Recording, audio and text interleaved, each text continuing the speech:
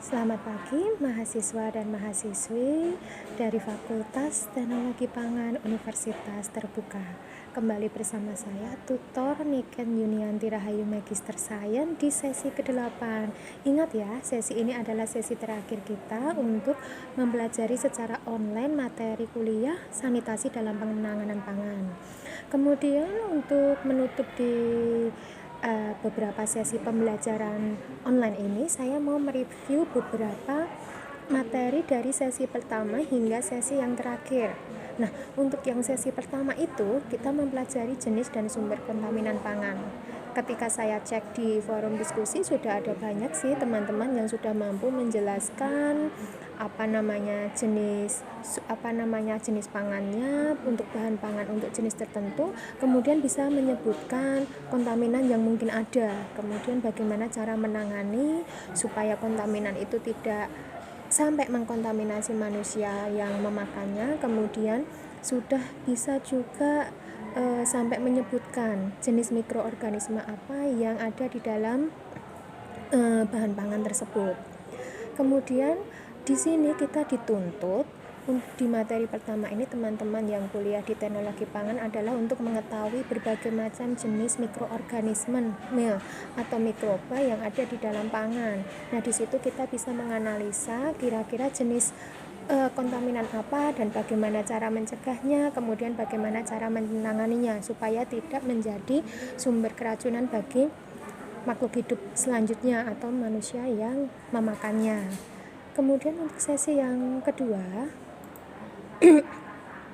sesi kedua ini kita mempelajari tentang penyebab kontaminasi makanan dan penyakit akibat makanan. Nah, di sini kita akan dituntut untuk menjelaskan mekanisme bakteri itu seperti apa sih yang dapat menimbulkan penyakit pada manusia, kemudian bisa menjelaskan peranan air untuk mendukung kehidupan bakteri. Memang air ini sangat penting peranannya untuk kehidupan bakteri karena dia adalah support metabolisme dari bakteri tersebut untuk berkembang biak. Kemudian kita juga dituntut untuk mampu menyebutkan jenis-jenis bahan pangan yang disukai oleh bakteri, dan jenis bahan pangan ini yang wajib kita sadari, wajib kita waspadai. Kemudian untuk sesi diskusinya, ada beberapa teman-teman juga yang sudah mampu menganalisa air, bagaimana sih peran penting air dalam mikroorganisme, apalagi dalam bakteri, kemudian mengapa diperlukan suatu bakteri indikator. Sudah banyak teman-teman yang mampu menjelaskan dengan baik, namun ada beberapa teman-teman juga yang masih copy paste dari literasi atau dari media yang lain, tetapi tidak menjelaskan to the point mengapa diperlukan adanya bakteri indikator.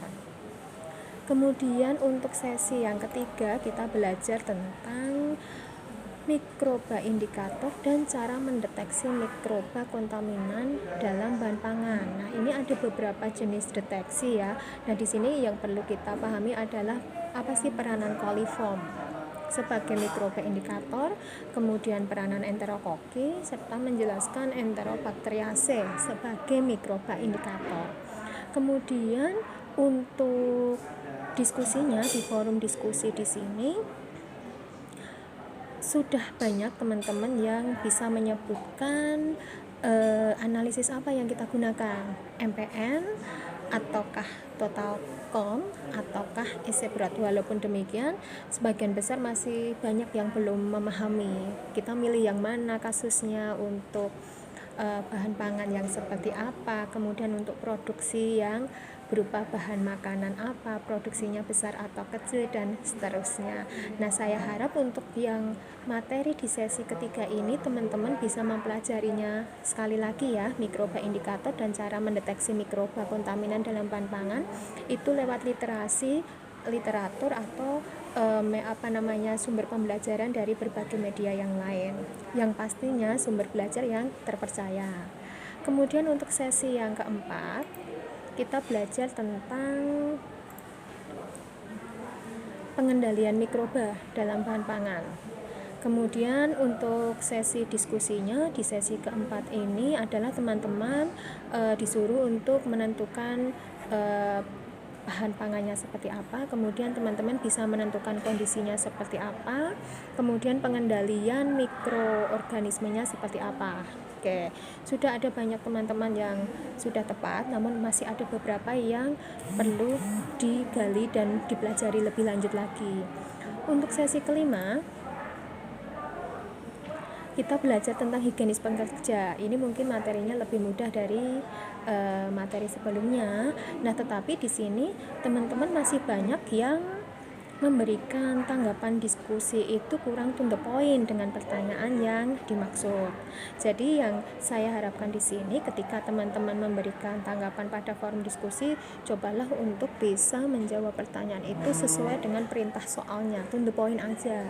Tidak usah terlalu panjang lebar, tetapi tidak mengena ke pokok permasalahan dan ke inti jawabannya.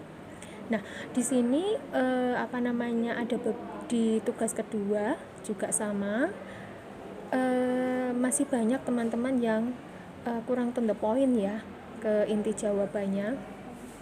Kemudian untuk yang sesi ke-6, sesi ke-6 ini adalah bahan pembersih dan sanitizer.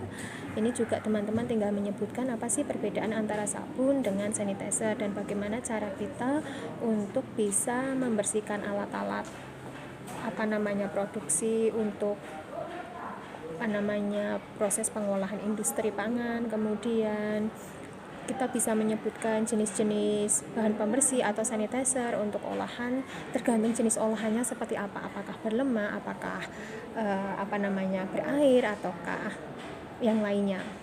Kemudian untuk sesi yang ke-7, di sini adalah metode pembersihan. Nah, di metode pembersihan ini tentunya kita belajar bagaimana cara membersihkan terhadap produk makanan, tergantung dari produk makanan apa yang akan dibersihkan, seperti itu.